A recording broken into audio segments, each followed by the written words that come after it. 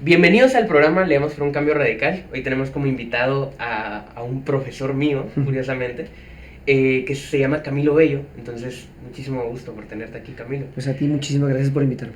¿Qué tal? ¿Cómo estás? Me gustaría que nos contaras un poquito sobre todo, ¿qué estamos haciendo aquí? Wow, una pregunta un poco particular para comenzar esta discusión. Creo que, inicialmente agradecer por la invitación, por el espacio, por traerme a tu espacio y compartir tal vez algo de lo que yo me he venido dedicando en términos académicos, profesionales. Y a tu pregunta, quiero pensar que estamos aquí un poco para darle un tanto más de visibilidad, ¿no? a la disciplina a la que me he dedicado, que es la filosofía, a las humanidades, a todo relacionado, digamos, quehacer humanístico, a propósito también de los textos, de las discusiones. Entonces, bueno, pues tú mandas. Perfectísimo. Me gustaría primero, creo que lo que más va a llamar la atención al inicio es el acento. Seguramente. Seguramente es lo primero. Eres, bueno, el segundo extranjero, pero el primero que tiene acento. ¿Ah, sí? Entonces van a decir, ¿de dónde eres? ¿Eres colombiano? ¿Qué haces en Guatemala? No sabía que tenía tanto acento, pero ¿qué hago en Guatemala? Soy colombiano. Bueno, pues allí estuve mi primera infancia, mi educación de colegio, etc. Y tuve oportunidad de viajar a Barcelona porque mi madre vivía allá. Viajé con mi hermana, a propósito, tal vez algo que no mucha gente sepa, pero tengo una melliza, una gemela. Entonces vive por allá y nada, me formé en filosofía, justamente en la Universidad de Barcelona. Me especialicé en filosofía política, pero pues conocí a la primera guatemalteca chapina, como dicen ustedes, en Barcelona y terminé haciéndome su novio. Y para no hacerlo muy largo, pues en resumidas cuentas terminamos discutiendo en dónde podríamos radicar, hacer familia, no sé, tener la posibilidad de construir un hogar. Conocí Guatemala en el 2015 por puro turismo. Y la verdad que es un país extraordinario, el clima, la gente, la comida, la gastronomía es demasiado bueno para mí, así que dije, bueno, pues la razón de estar aquí es por mi esposa, por mi familia. Ok, qué gusto que hables así de Guatemala, por cierto. Quizás, para entrar un poquito al punto de la discusión, cuando hablamos de filosofía, siento que hay un rechazo inicial, hay un rechazo inmediato. Es un... Y francamente a mí me duele un poquito. Y estoy seguro de que como eres filósofo, te va a doler más todavía. Entonces, ¿por qué crees que existe este rechazo a la filosofía? Mira, lamentablemente, y es una observación que yo hago a mis estudiantes en reiteradas ocasiones en las clases, en las conversaciones que vamos teniendo, sobre ese rechazo permanente, pero creo que se debe lamentablemente no tanto a la disciplina per se, no a lo que discutimos, a las conversaciones que podemos llegar a mantener como ahora mismo, que es un diálogo. Así empieza la filosofía en sus orígenes griegos, con el diálogos, con la conversación, la disertación. Pero me parece que no ha habido una buena prensa, un buen tratamiento inclusive por parte de los expertos, porque se han venido decantando un poco por lo magistral, por simplemente hacer lo que compete respecto a el desarrollo de un tema, de un autor, pero ya está, ¿no? Claro. Entonces se encorseta la filosofía en una visión medio, digamos, obsoleta, olvidada, tradicional, descuidando que la filosofía en última instancia es una disciplina permanente, ¿no? Un quehacer continuado. Y tremendamente práctica. Por supuesto. De hecho, nace siendo o combinando elementos teórico-prácticos, discutiendo actividades diarias, tipo la belleza, ¿no? El arte, el bien, la justicia, conceptos con los que hoy seguimos teniendo no sé, ese diálogo, pero reitero, creo que es debido a a un mal tratamiento, a un descuido, inclusive por aquellos que nos hemos dedicado a la filosofía, por no amar la disciplina y por verla como una cosa que no, aunque no me gusta verlo así, que no tiene un rendimiento útil, que no genera utilidad, cuando la filosofía también discute el quehacer mismo de la utilidad, ¿no? Claro, eso me parece un buen final. yo tengo una crítica personal muy fuerte, muy similar a la tuya, y es que yo creo que casi no se hace filosofía, se hace más historia de las ideas. Sí, ¿Qué pensaba tal? completamente. ¿Qué pensaba Sí. tal? ¿Qué pensaba tal? Y no filosofía en su sentido de en diálogo es que estamos Sí, haciendo filosofía. Cuando nosotros estamos hablando qué es el amor, qué es la belleza, qué es la justicia, ahí es cuando estamos haciendo filosofía. Y por supuesto que hay que leer a los que ya han pensado, que gente erudita de todos los tiempos que han pensado sobre los mismos temas que estamos hablando ahora, pero es necesario pensarlos por uno mismo. La filosofía no es saber qué dijo Platón, es pensar. Es Ujú. pensar y pensar en los mismos términos que lo hizo Platón Sí. y criticarlo y encontrar, ¿por qué dijo eso? Y cómo tal vez es producto de su contexto y cómo nosotros somos también productos de ese contexto. Ir descubriendo las capas Sí. de las diferentes cosas. Yo tengo una definición particular de filosofía, pero me gustaría primero escuchar tu definición de filosofía. Creo que es un término muy mal entendido. Porque de por sí su creación, su raíz etimológica, que por cierto la aprendimos contigo, Sí, sí. es bastante etérea, es un poquito amplia. Sí, sí, sí. A ver, mira. Un poco retomando algunas cosas que estabas mencionando, Sí. yo creo que la disciplina de la filosofía, por verla de alguna manera, apelando a una reflexión kantiana, no enseñamos filosofía sino filosofar, ¿no? Claro. Salvo que desde mi punto de vista también el sujeto tiene la capacidad de filosofar si tiene un conocimiento, un contenido, un bagaje, unas ideas que le anteceden para justamente adentrarse a este quehacer con conocimientos de causa, con fundamentos para evitar algo que permanentemente ocurre en nuestras sociedades y es la opinión por la opinión misma, la disertación vacua sin tener referentes, ¿no? Ahora, la filosofía, digamos, en su raíz etimológica, filosofos, filosamor, sofos, sabiduría, es este nombre, a propósito para los que nos ven, sale en un libro que se llama El banquete de Platón, en donde los diferentes interlocutores comenzarán a intentar, bueno, reflexionar sobre qué es el amor, qué diferentes acepciones o reinterpretaciones hay al concepto del amor. Y uno de los presentes se le ocurre denominar el arte de amar al conocimiento como filosofía, ¿no? Una clara distinción que se hacía con los sofistas, Claro. que son coetáneos a Sócrates, contra los que este se va a discutir, porque ellos un poco pues arrogante, ¿no? Un Protágoras, un Gorgias que dicen, no, yo sí soy sabio.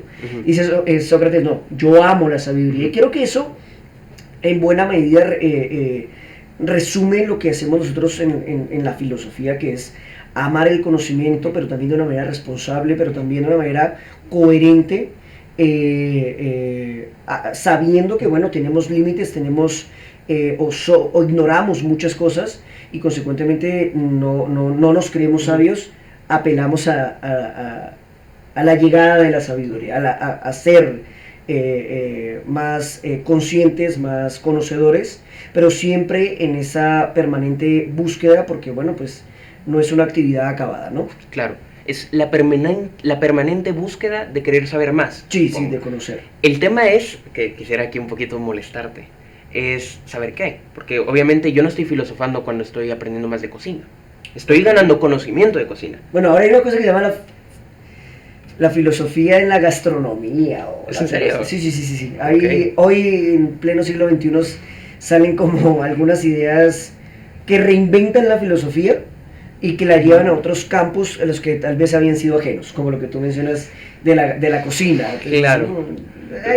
Sí, no sé si lo tomaría para la interpretación que estamos intentando hablar de filosofía justo ahora. Pero vuelvo a lo mismo. Sí es filosofía hablar, por ejemplo, de, qué sé yo, los principios de la mente. Filosofía de la mente. ¿Por qué no es de la cocina? ¿Qué diferencia hay entre los dos? ¿Qué objeto estudia la filosofía? Entendemos que nunca llega a un descubrimiento absoluto, porque es una búsqueda permanente de conocimiento, pero búsqueda permanente de conocimiento sobre qué objeto. Ok. A ver, mira, un poco apelando a la historia, podemos llegar a pensar que la filosofía nace la filosofía nace pensando que piensa, es decir, el sujeto, el ser humano comienza como esta disertación, ¿no? Comienza en autores como Sócrates, Platón, Aristóteles, que intentarán un poco responder a diferentes preguntas que se presentan de manera simultánea. Por ejemplo, ¿Qué es el hombre? Las grandes preguntas del mundo, ¿no? ¿Qué es el hombre? La pregunta por la identidad. ¿De dónde venimos? ¿A dónde vamos? ¿No? Una pregunta que habilita la esperanza. Pero también la filosofía se pregunta por el sujeto dentro de un cuerpo social, pero también de una naturaleza. Entonces, ¿cuáles son los orígenes del mundo? ¿No? Es una pregunta cosmológica. Es decir, la filosofía se ha visto como la madre de todas las ciencias porque en ella surgirán, por ejemplo, otras ramas, la antropología, la sociología, la economía, la matemática, Pitágoras, que fue un presocrático clave, ¿no? En la filosofía de este periodo, aludiendo que el arjé, por ejemplo, era el número, pues ahí tenemos la matemática. Pero tenemos más adelante, no sé, antes de que se hable de química, hablaban de alquimia.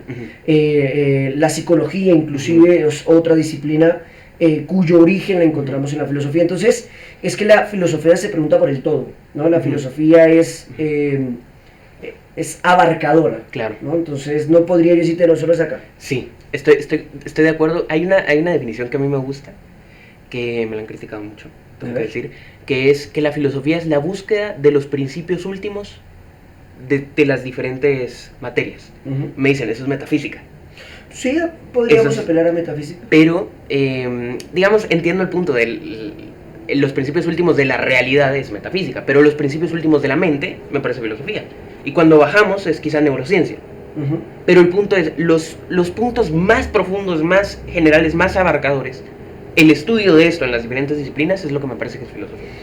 Y solo por un poco sumar a ese comentario del que pues, yo estoy de acuerdo, Aristóteles, que igual es un referente de la filosofía clásica, discípulo de Platón, que crea su propia escuela que le llama el Liceo, escribe una obra que le llama Filosofía Primera, que más adelante, calculo yo que fue por el siglo I o II después de Cristo, sabemos que un peripatético, que era como a los que se le llamaban a los seguidores de Aristóteles porque caminaban en el peripatos, este Andrónico de Rodas se llamaba, se le da la tarea de organizar los textos escritos por Aristóteles, entre ellos la lógica, la política, la ética, la astronomía, la biología, y el último texto que ubica es el texto de la física, porque son los textos que domina él. Ahora, el único, o los documentos de los que no tiene garantía de saber sobre qué tratan, los pone después de la metafísica. Eso es una anécdota que contaban los profesores de filosofía de manera un poco graciosa porque,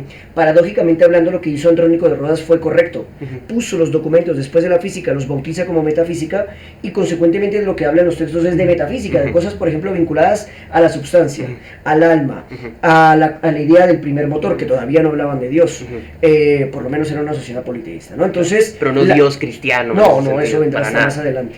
Pero vaya que la metafísica sigue siendo una disciplina de la filosofía, ¿no? Es la filosofía de la filosofía. La metafísica viene de metatafísica, lo que está más allá de lo físico, lo que no es tangible, lo que no es físico, lo que no es susceptible a su, por ejemplo, manipulación. La sustancia, la idea de Platón, el concepto, no sé, del primer motor en Aristóteles, la idea del acto y la potencia, qué sé yo, o sea, cosas que no tienen esa materia. Claro. Nadie ve el alma caminando por la calle, pues. Claro. Pero aún así hablamos de esto y la categorizamos y la caracterizamos, ¿no? La metafísica es una disciplina plenamente filosófica, que no sé por qué a veces tiene mala prensa, pero tal vez por su mala exploración. Que me parece una buena forma de hablar de lo siguiente, que hoy se habla, yo creo que muy mal de la metafísica, porque vivimos en un mundo puramente materialista. Es la cosmovisión general del filósofo. Sí. El filósofo promedio es materialista. Todo lo que existe es materia. Okay. La metafísica es una fumada de quién sabe quién, no importa. ¿Qué tan de acuerdo estás con eso? Mira, yo evito generalizar, yo no considero, por ejemplo, o creo que hay que ser cautelosos con esas afirmaciones un poco, digamos, herméticas, en el sentido de que toda la filosofía en la actualidad se dedica a temas plenamente materialistas. En el no, para nada, pues, pero digamos que es muy popular, como no sé. Sí, pero bueno, pero también se llega a decir que la mayoría de filósofos, por lo menos en la modernidad en adelante, tienden a ser ateos. Bueno, pues no. En realidad la mayoría o son protestantes, son judíos, son católicos, qué sé yo. Pero no, realmente muy pocos muy pocos. Ahorita me viene uno a la cabeza, David Hume, podría arguir que sería el más claro que tengo yo para decir, este sí. Entonces, no, creo que la filosofía no ha olvidado elementos plenamente metafísicos. ¿Por qué te lo digo? Mira, hoy de qué habla la filosofía. Habla de cosas vinculadas al transhumanismo, a la bioética, a la relación entre hombre-máquina, a la conciencia. A la conciencia. Pues eso no es, eso es metafísica. La conciencia es un concepto que nace en la metafísica, como por ejemplo, la máquina tipo lo que se planteaba Isaac Asimov en el libro de Yo Robot, que se hace una película. La máquina puede tener conciencia, la máquina tiene la capacidad de contar con volición, con deliberación. La libertad es un concepto metafísico. Claro. Entonces, no, la filosofía no ha olvidado esa disciplina. Me gusta la aclaración. Quisiera darte, quizás una de las primeras cosas que uno choca, esto es algo muy personal. Cuando empecé a leer un poco más de filosofía, y me di cuenta de que este piensa lo contrario que este sobre la misma materia. Sí. Digamos, por ejemplo, este piensa que existe el alma y hay dualismo de sustancias. Este piensa que no existe el alma. Los dos son equivalentes en estudios, en inteligencia, en todas las cualidades epistémicas. Yo soy un inferior epistémico a ellos. He leído menos y soy menos inteligente, soy menos capacidad de razonar. ¿Cómo puedo estar convencido de una respuesta si sé que alguien más inteligente que yo piensa el contrario? Pues yo te voy a corregir una cosa, yo no creo que tengas menos capacidad de razonar, todo lo contrario. Tienes la capacidad de razonar. ¿Todos? Sí, me atrevería a arguir que sí, el ser humano... No soy de los que intenta apelar a definiciones de la naturaleza, tipo el ser humano por naturaleza es un animal racional. Bueno, pues podríamos llegar a decir que, grosso modo, sí. Es decir, la racionalidad se expresa en la palabra, en el diálogo, en el diálogos, y es lo que estamos haciendo ahora. Entonces, creo que, si comprendo bien la pregunta, y por favor, si no, me corriges, pero creo que sí me sumo a tu reflexión sobre la discusión que ha habido entre diferentes interlocutores, sea el caso de un Platón o Aristóteles, o más adelante un Hobbes, un Locke, o un San Agustín, un Santo Tomás, qué sé yo, ¿no? Cada uno también tienen que considerar lo que les antecede en cuanto a conocimiento, información, expertise, para sumarse, para agregar o inclusive para buscar una oposición, ¿no?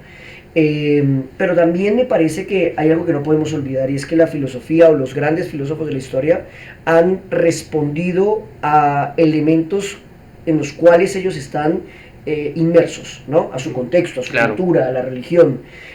Yo no hablaría de mejores o peores posturas, prefiero mantener una visión un poco más académica, más neutral. Por supuesto, a lo largo de la historia hemos visto catástrofes a propósito de la pelea por las ideas. Hay ideas que se han planteado de una mejor manera y otras que se han empleado de forma bastante violenta, y ejemplos los tenemos a la mano, pero creo que, como tú decías previamente, las ideas no se agotan, ¿no? Se puede seguir replanteando, se puede seguir discutiendo en torno a estos, por eso la filosofía es una actividad no acabada. Claro. Es una actividad que permanentemente se está reinventando, transformando, leyendo, metafóricamente hablando, ese contexto en el que se desenvuelve para como diría Platón, intentar mover el límite que siempre está, porque el límite está, salvo que el ser humano busca la manera de moverlo, ¿no? Metafóricamente hablando. Bueno, pues eso, hoy hemos encontrado otras herramientas para mover el límite. Mover el límite en el sentido de saber más. Saber más, por ejemplo, si antes decíamos, no sé, el ser humano tiene límites, tiene cadenas, grilletes, sí, como por ejemplo el cuerpo, la mente, sus órganos, ¿no? Nuestra fecha de caducidad, nos vamos a morir, ¿no? Entonces, el límite se movería en la medida en que ahora tenemos más esperanza de vida. Antes, por ejemplo, no podíamos hablar de los rayos gamma, los rayos ultravioleta. Bueno, pues ahora sí, porque hay herramientas que nos lo permiten ver, ¿no? Bueno, pues no podíamos volar. Bueno, pues ahora tenemos herramientas, objetos que nos permiten rebasar ese límite, ¿no? Y así lo hemos dicho. Bueno, pues ahora hay otros límites que hemos encontrado, pero que me parecía arrogante pensar que no encontraremos las herramientas para avanzar. Ok, pero ahora haciendo un poquito abogado del diablo, ¿por qué? Pero eso no le daría más valor a la técnica, es decir, a la ciencia, en este caso, que a la propia filosofía. Ok. No. ¿Por qué no? Porque a mí eso me parecería como una falsa dicotomía. la falacia del falso Claro, dilema. sí, Entonces, estoy de acuerdo. ciencia o filosofía. Ujú. No, es que son uno. Sí. Por ejemplo, la tecné, Ujú. la técnica, Ujú. es lo que más adelante se va a aludir a esas actividades repetitivas que tenemos la capacidad de enseñar, de aprender, de perfeccionar, Ujú. y creamos un molino, que manipulamos las fuerzas de la naturaleza, el aire, el viento, etc.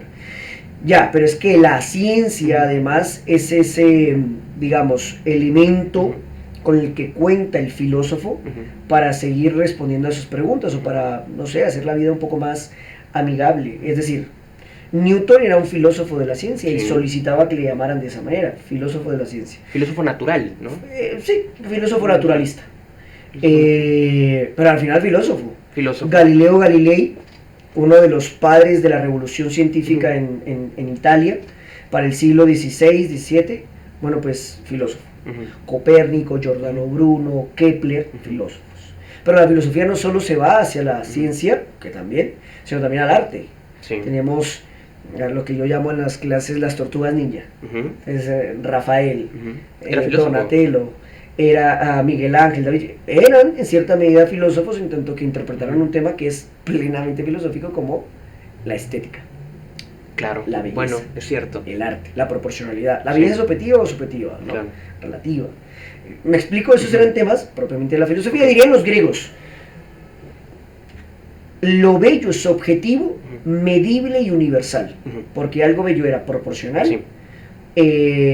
simétrico Ujú. y armonioso entre las partes. Si no cumplía con esas categorías, no eras bello. Ya, en la modernidad cambia Totalmente, radicalmente, porque sí. la belleza va a ser subjetiva. Diría Hume, la belleza parte del ojo del observador. Ujú.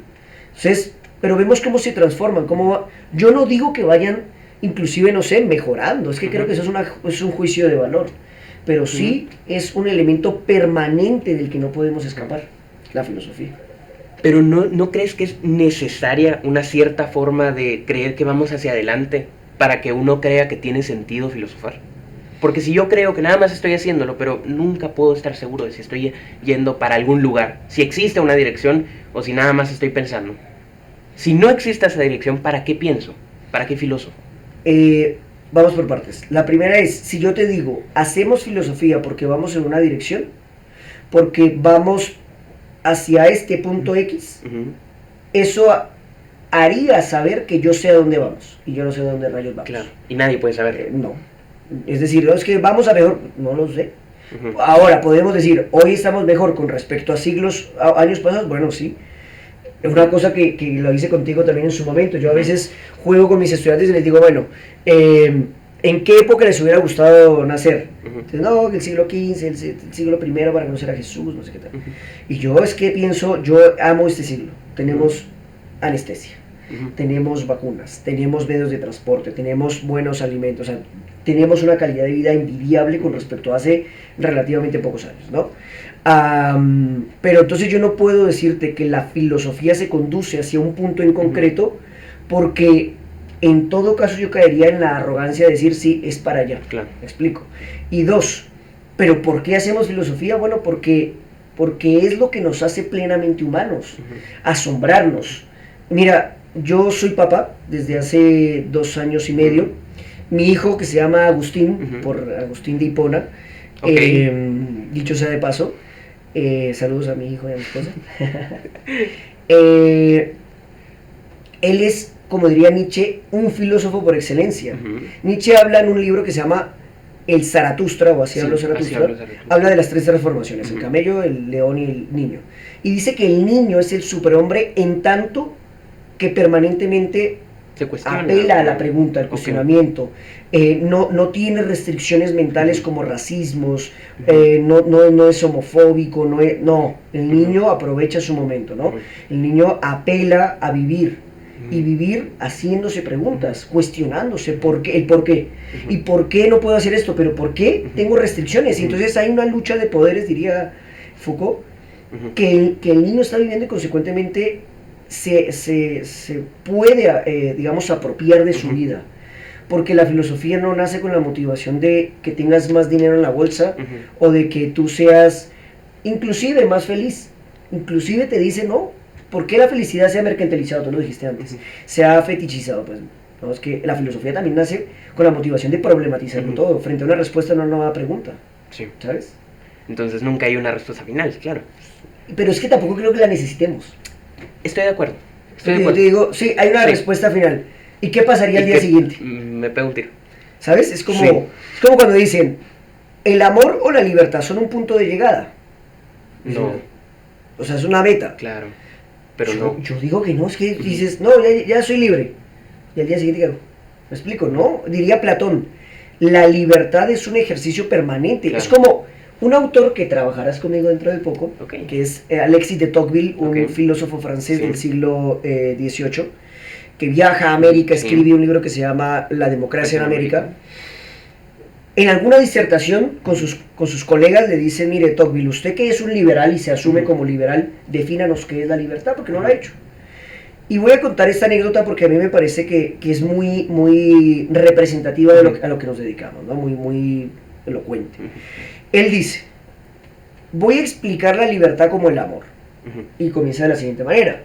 Si alguien me pregunta qué es la libertad o qué es el amor, lamento que lo hagan, porque significa que no lo han experimentado.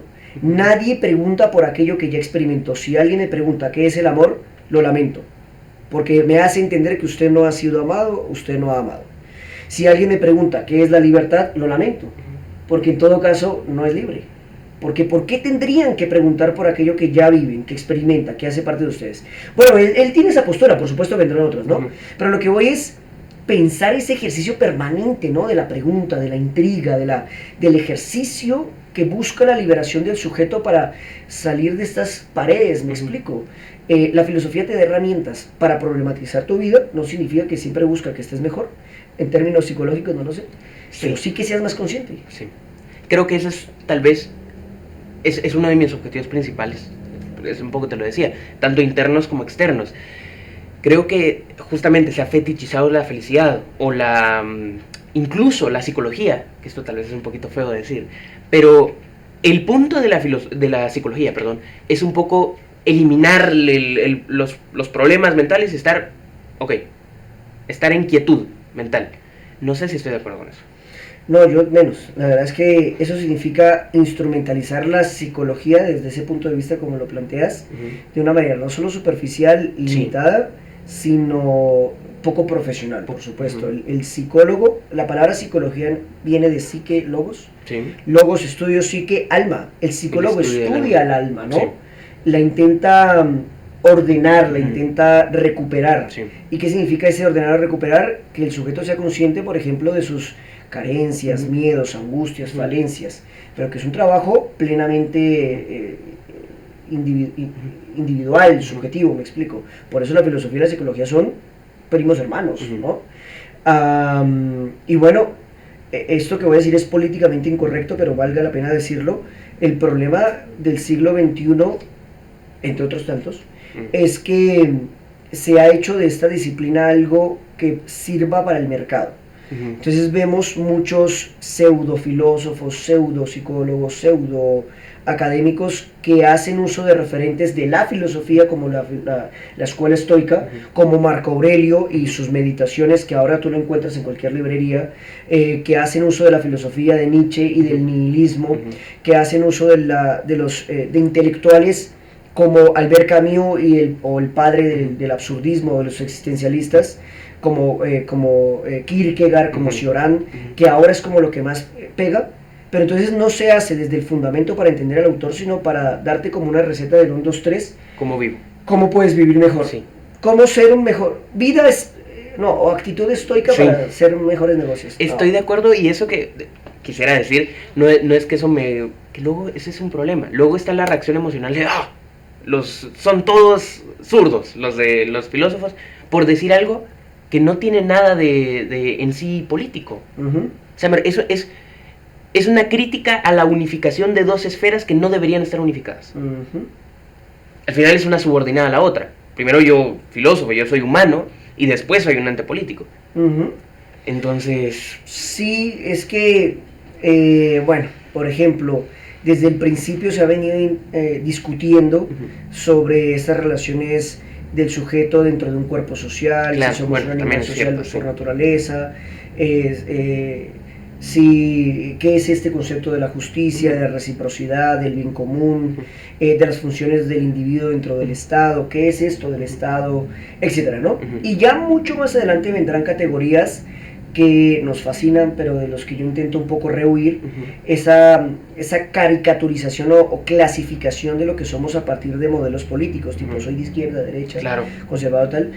Yo creo que el sujeto no se reduce a eso. Sí, yo estoy de acuerdo. a veces también intento evitar definirme o Claro. explicarme a partir de esa categoría porque, bueno, inclusive, no sé, hay una visión política con la que yo comulgo, pero probablemente uno de sus referentes haga cosas con las que yo no. Acabo precisamente, esto me va a promocionar, acabo de escribir un artículo sobre eso, una columna. Hablaba un poco sobre cómo cuando uno dice soy de derecha, por ejemplo, uno está defendiendo al mismo tiempo a Milei, a Bukele y a Trump, cuando tienen medidas opuestas entre sí. Sí, ¿A quién estoy defendiendo? ¿Qué significa? Entonces, digamos que el punto no es dejar de ser político, eso no es el punto. El punto es yo como individuo que defiendo. Y esa es un poco más la pregunta, creo yo. Más que a qué categoría pertenezco, es, ok, yo defiendo esto, no defiendo esto. Esto me parece bien, esto me parece mal. Y volverte una persona que es consciente de sí misma y de su entorno. Sí, sí, completamente de acuerdo. Yo me venía a la cabeza escuchándote un poema de un poeta que es un poco cuestionable, pero su poema no deja de ser bueno, que se llama El analfabeto político, de Bertolt Brecht. Él dice que el peor analfabeto es el analfabeto político porque se desvincula voluntariamente de la actividad política, desconociendo que de ahí viene todo. Sí. La educación, la salud, la academia, etcétera, la familia, etcétera. Pero es que lamentablemente pensamos en la política como política de Estado y eso Sí. también es una visión un poco sesgada, ¿no?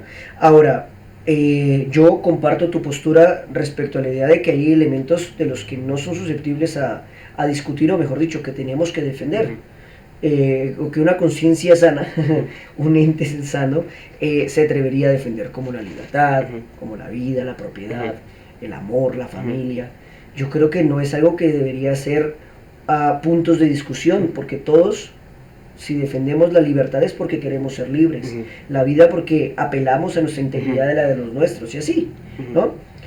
Lo que sí veo discutible es hacer política de esto, instrumentalizarlo, y con ello crear esos modelos ideológicos que tanto daño nos han hecho y que tanta división y segregación han provocado, lamentablemente. Lamentablemente.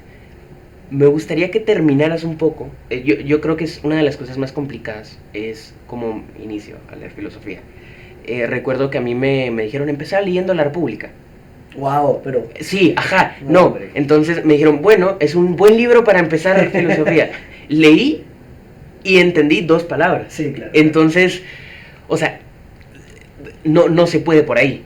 Pero luego los libros de introducción a la filosofía son un poquito... Sí. O a veces son aburridos y no veo por qué esto me debería importar.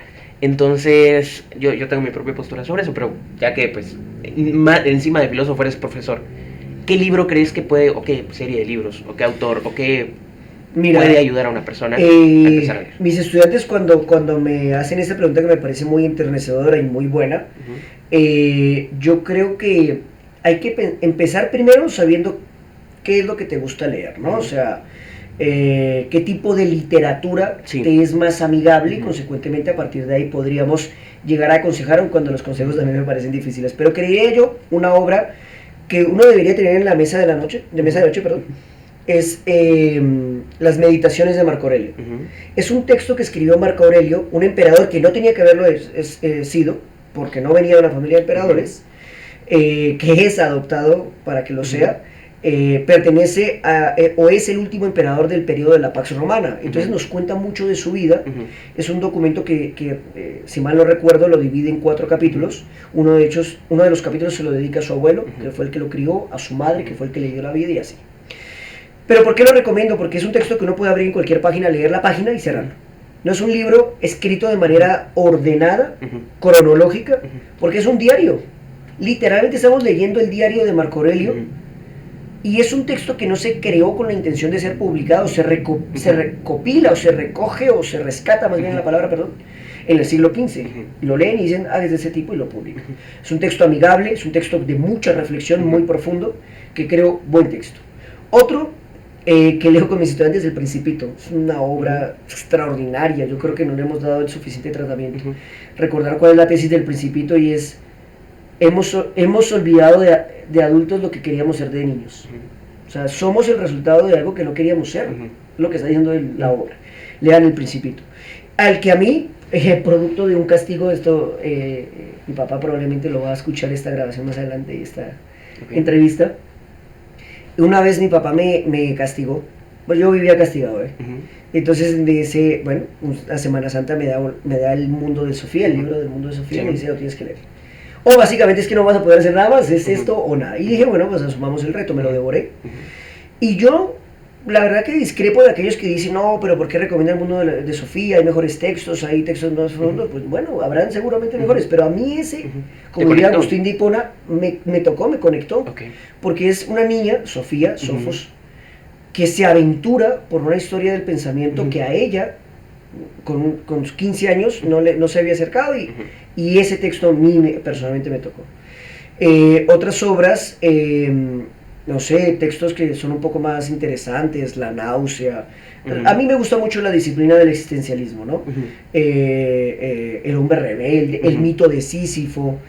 son textos que son El muy extranjero, buenos. El quizás. extranjero, pero también literatura, por ejemplo, bueno, de Asimov me gusta mucho su manera de escribir, o Los hermanos Karamazov. Los hermanos o, Karamazov. Crimen y Castigo. Crimen y justamente. Castigo, La muerte de Iván Illich. No sé, esa literatura me Sí. parece plenamente Filosófica. filosófica. Profundamente filosófica. Yo tengo un club, no sé si se puede decir, tengo un club Claro. de lectura Sí. en donde una vez al mes leemos con un grupo que tenemos. Sí. Y entonces yo elegí unos textos. Ujú. El último que leímos fue uno de Zen y el arte de cuidar o arreglar la motocicleta, no recuerdo muy bien el título, Ok. algo así. Y es un texto que es de un padre con su hijo, y yo no sé si fue porque soy papá, que me Te tocó conecto. mucho. Ok. Entonces, yo le diría, miren, textos hay y muchos. Ujú.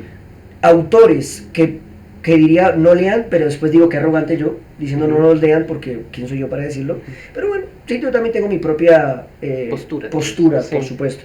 Entonces, empezar por lo sencillo, no hay que correr. Ujú. No hay que irse a la República de saco porque Sí. en todo caso te vas a generar una animadversión. Ujú. No sé, textos como por ejemplo los publicados por, no sé, por Kierkegaard, El arte de la angustia o la... ¿No te gustan? me encantan. Ah, ok. O Schopenhauer, por ejemplo. Pero ciertamente, yo estaba leyendo La enfermedad mortal. Sí, sí, sí. ¿Me perdí? No entendí. O sea, entendí, pero es demasiado como que alegórico. Es un Sí, poquito... sí, sí, por supuesto. Yo creo que no todos los textos hay que leerlos para entenderlos. ¿Sabes? Sí. Hay que leer. Saber la idea. Mira, Ujú. esta frase es de Humberto Eco. Ok. Dice, no todos los textos que tenemos o todos los libros que tenemos los tenemos porque debemos leerlos. Ujú. Los tenemos porque Ujú. nos recuerdan lo que tenemos que leer, Ujú. lo vasto del Ujú. mundo y cuán ignorante soy. Ujú. Creo que también hay que ver el libro no solo como la tarea de leerlo, sino Claro. nos dice muchas más cosas. Ujú. Diría Nietzsche, daría todo lo que sé por la mitad de lo que, Ujú. de lo que no sé. desconozco. Entonces, creo que igual, no hay que ver al libro como lo obligatorio, como el Ujú. texto. Hay que acercarse a lo que nos gusta leer. A mí no me gusta la literatura rosa, no me gusta...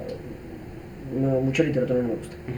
¿No te gusta la literatura? En general, literatura de novela romántica. Ah, ok, ok. Confieso que no es lo mío.